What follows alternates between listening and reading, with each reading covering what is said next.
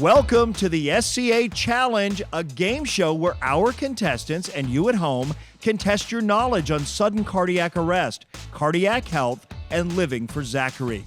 We have 3 teams of contestants ready to compete, so let's get started. Please join us in welcoming your host, North Texas cardiologist, Dr. Hafisa Khan. Hi everyone, I'm excited to be here with you today as we learn a bit more about heart health.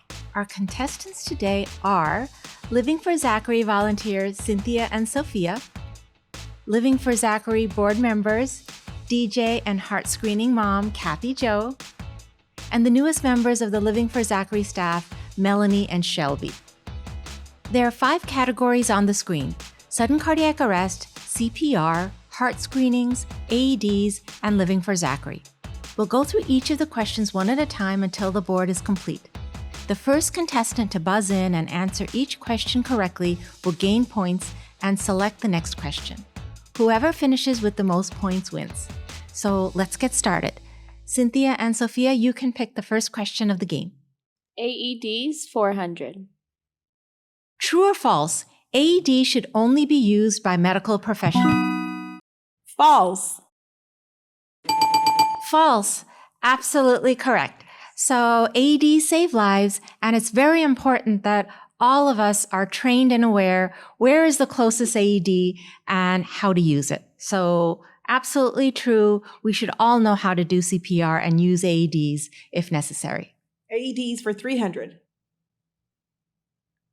Fill in the blank. According to the American Heart Association, blank out of 10 sudden cardiac arrest victims who receive a shock from an AED within 1 minute survive. What is 9? Yay! So good answer. So time is of the essence. The faster CPR and AEDs can be used, the higher the chance of survival. So we all need to be ready and trained. Living for Zachary for 100. Who is the founder of Living for Zachary? Karen Schrah. Yes, Karen Schrah. Amazing woman who inspires me and all of us every day. So, and Living for Zachary for 200. What year was Living for Zachary established? What is 2009? Correct. Woo! 2009. Let's stay on Living for Zachary for 300. What heart condition was Zachary Schrah diagnosed with after his passing?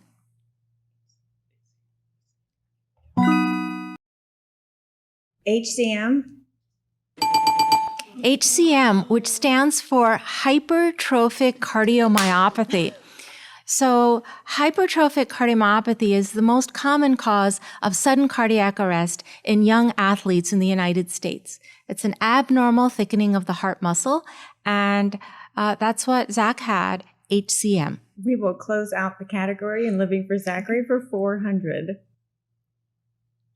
Which program is not provided by Living for Zachary? A, health and exercise programs, B, youth heart screening program, C, AED donation, D, scholarship, and E, awareness program.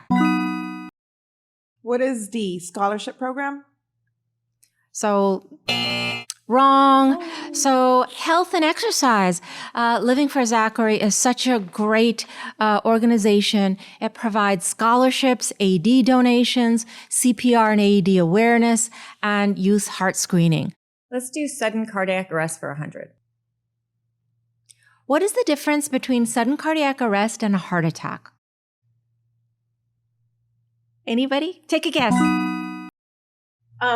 Your heart stops beating versus a blockage. Yes. So sudden cardiac arrest is an electrical problem with the heart, while a heart attack is a blockage of the arteries. So people often confuse these things, thinking that it's one and the same. But just remember, the heart is a muscle, it's a pump. And for the pump to work, you need an ignition. That's the electrical part of the heart. And you need plumbing, which is the artery part of the heart. So those two things are not the same. So electricity, plumbing, cardiac arrest, heart attack. We'll do CPR for 100. What does CPR stand for? Cardiopulmonary resuscitation. Yes, absolutely correct. Cardiopulmonary resuscitation. What is CPR for 200? What is the proper rate of compression in beats per minute performing CPR? 30 to 1 or 30 to 2? 2 breaths for 30 compressions. Beats per minute. Okay. So beats per minute. So many people think that if you don't do mouth to mouth, that it's inadequate CPR. But just remember, that's not necessary these days, and anything is better than just standing there and watching. So chest compressions are vital, and 100 to 120 beats per minute is what you should aim for.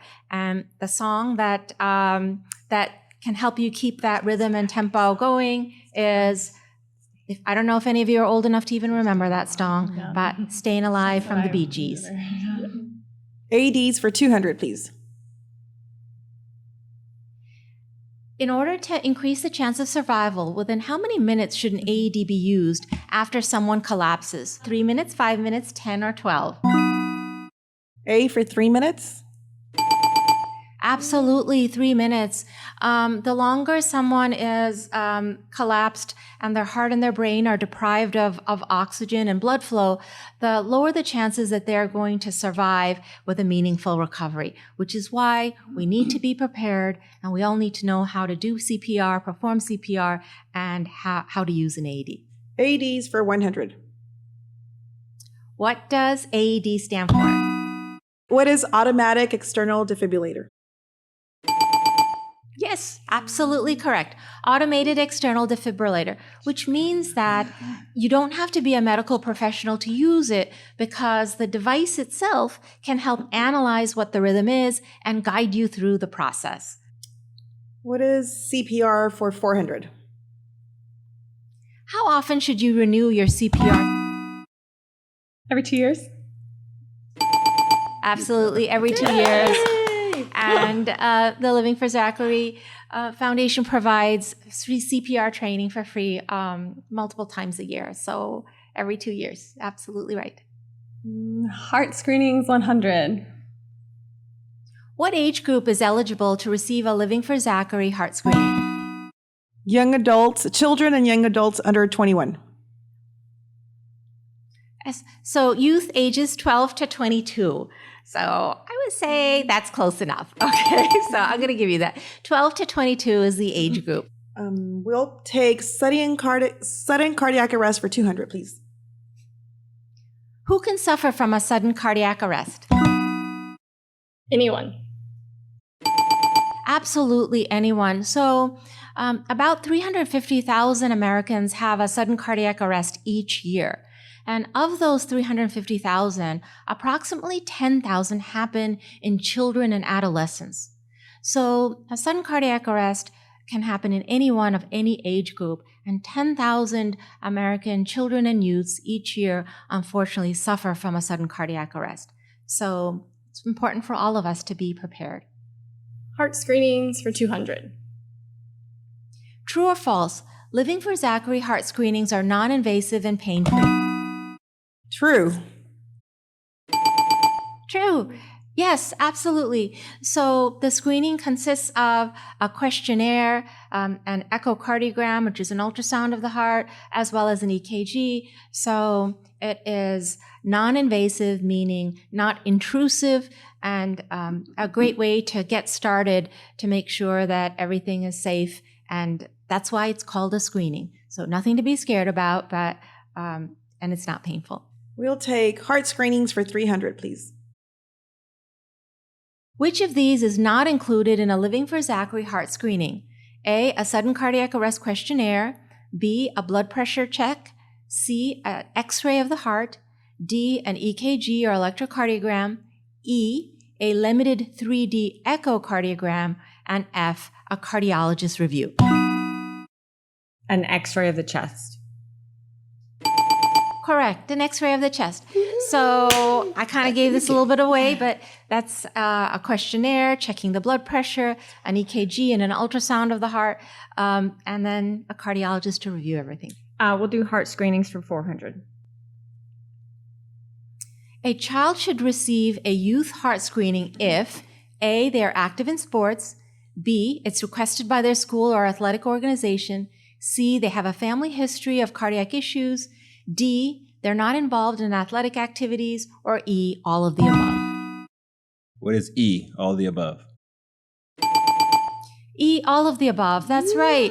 So all youth, regardless of physical activity or background, should receive a youth heart screening. And as we mentioned, the eligibility for the screening in our organization here at Living for Zachary is 12 to 22. Let's do CPR for 300.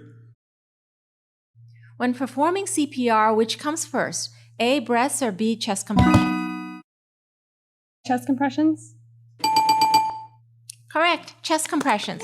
So formal CPR does involve chest compressions first, but just remember, if you're a bystander and you witness a sudden cardiac arrest and you don't know how to do CPR, after calling for help and making sure that someone's okay, calling for 911, even chest compressions in the absence of breaths is better than nothing.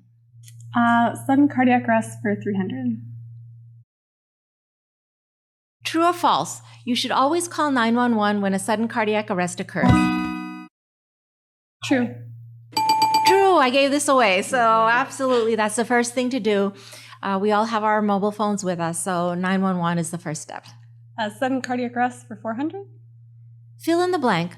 According to the American Heart Association, blank in 10 people survive a sudden cardiac arrest.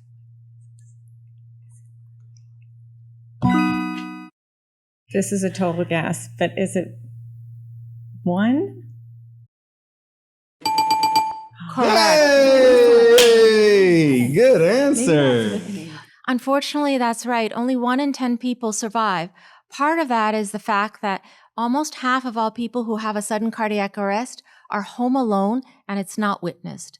But for the rest of people, if you witness a sudden cardiac arrest, knowing what to do and having an AED close by saves lives.